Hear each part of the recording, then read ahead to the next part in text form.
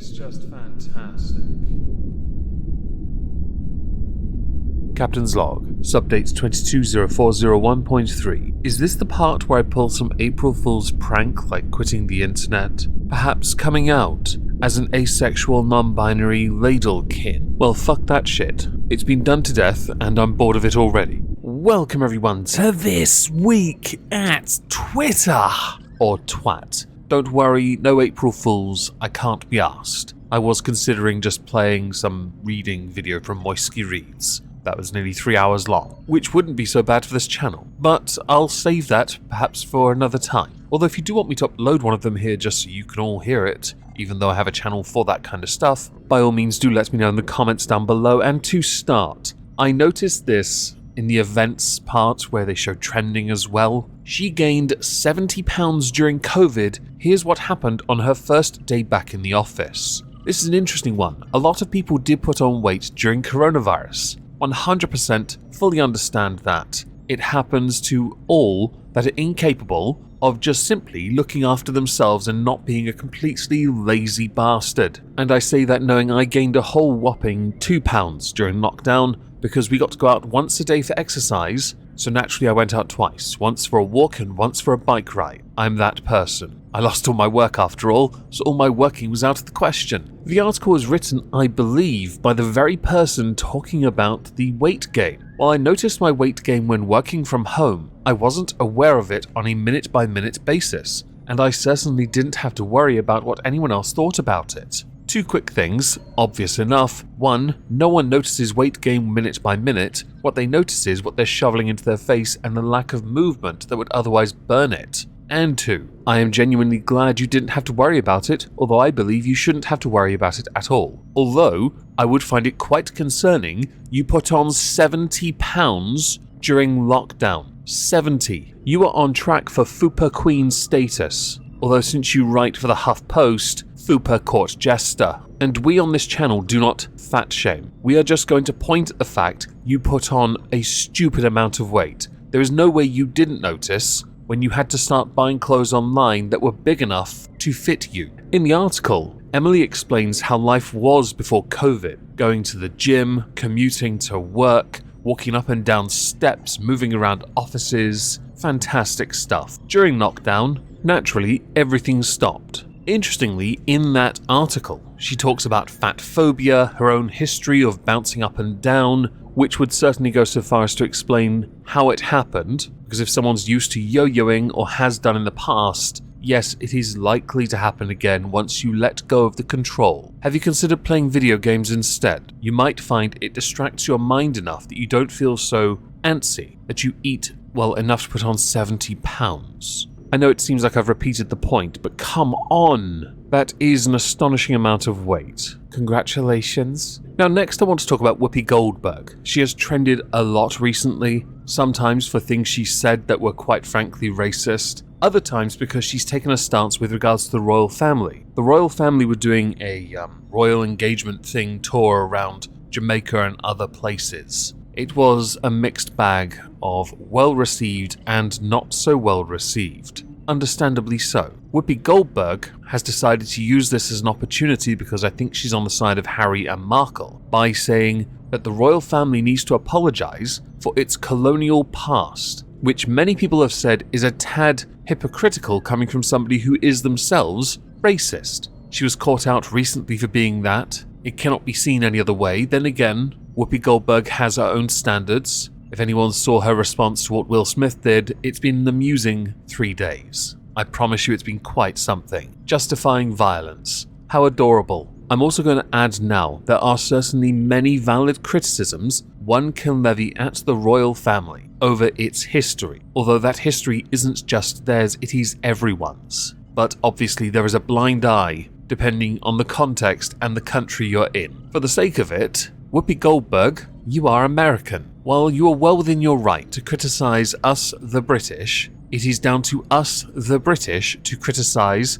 or the Commonwealth in fact, not you. And I'll be honest, considering some of the crap you've been spewing of late, none of us on these golden, glorious, amazing rocky beach shores take you seriously. Why? Because you've been more of a joke than any of the jokes cracked in your sister act movies. When are we getting the third one, by the way? Next, because I could go on all day about Whoopi Goldberg's cock-ups of late, and the criticisms. Destiny. Out of context, Destiny's suspension from Twitch is indefinite, allegedly for hateful conduct. The rumour is, although I'm sure it's not a rumour in the slightest, he was banned for talking about gender and biological sex, and that was deemed to be hateful conduct. And the proof of that would be this image. We'll probably never know what the ban reason was, but I think it's because of my claims that trans women should not compete with cis women in women's athletics. There has been a rise as of late of many more arguments of many more athletes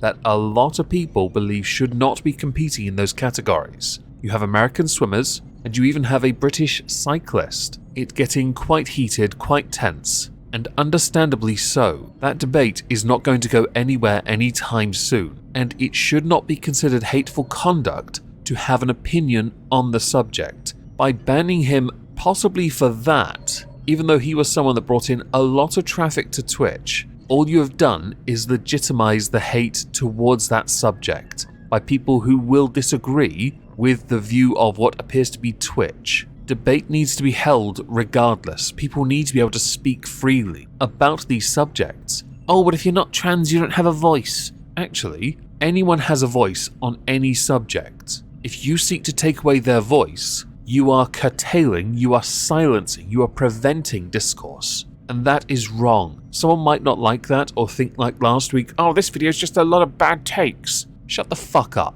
I've always held these views, and I'm not likely to change. I'm not offering, by the way, an opinion on this though. I've had views on Laurel Hubbard, the weightlifter. All those videos are on BitChute. And if I do a video covering trans athletes, that is more than likely where it'll be, because it is less likely that me covering such a subject will get me a strike or yeeted from platforms that I care about, because BitChute actually care about free speech if you hadn't noticed. And I know someone's going to say, oh, but BitChute's shit, go to Rumble. No, nor will I go to Storyfire, thank you. I'll use Minds though, I like Minds. There was a tweet I noticed, I believe, from Destiny's wife. If I'm wrong, I'm so sorry. But when I perused her Twitter, I do believe this is the case. My husband gave so many people a platform and career on Twitch. I wish people were smart or humble enough to acknowledge this. It is really disappointing to see people celebrating his ban, especially when they wouldn't have been where they are without him. Many people would disagree with a lot of things Destiny has said in the past, or quotes that have certainly done their rounds, akin to that of Vosh,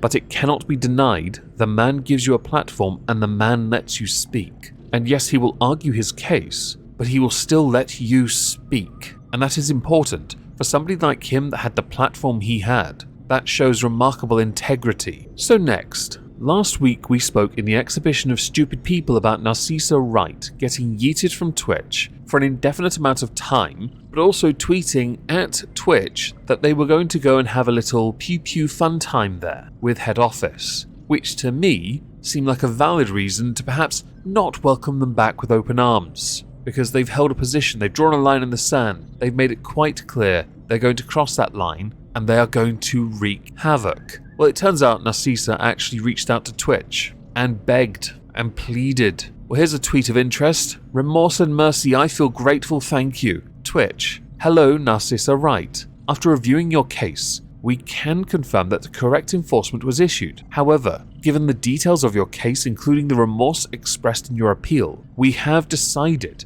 to reduce your suspension duration. It has been adjusted to expire 22 calendar days after the time was issued. Once it has expired, you will be free to use our services again. The letter continues to talk about evasion of suspension and other such bollocks. Many people believe that by doing this, Twitch has, well, kind of condoned some of the crap that Narcissa has said on Twitter. Legit threatened to commit murder, welcome back with open arms. Twitch a few years ago said that your off-Twitch activity will be monitored and used against you, which could lead to you losing your account. Apparently, there is a blind spot if you're the right kind of person, which is what this looks like and how it can be perceived by many. That is not remotely acceptable. But of course I could be wrong. Maybe Narcissa is going to come back and start doing Ocarina of Time speedruns again. Oh wow! How exciting. Or just sit there for ages, not saying anything, or get angry with the audience for not giving them things.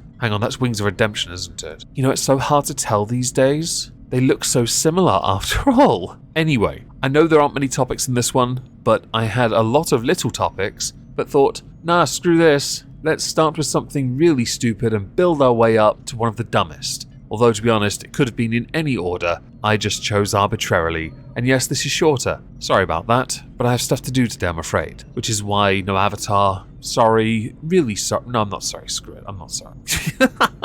No, I'm learning a lesson here about longer format videos. Very harsh lesson. Let's go with that. Anyway, I shall be hosting a political recap stream on the Moist Ski Live channel. If I don't see you there tonight, have a cracking day and subsequent weekend, and thank you all very much for listening. Please smash the like and leave a comment. It really helps this channel. Thank you. Ta-ta.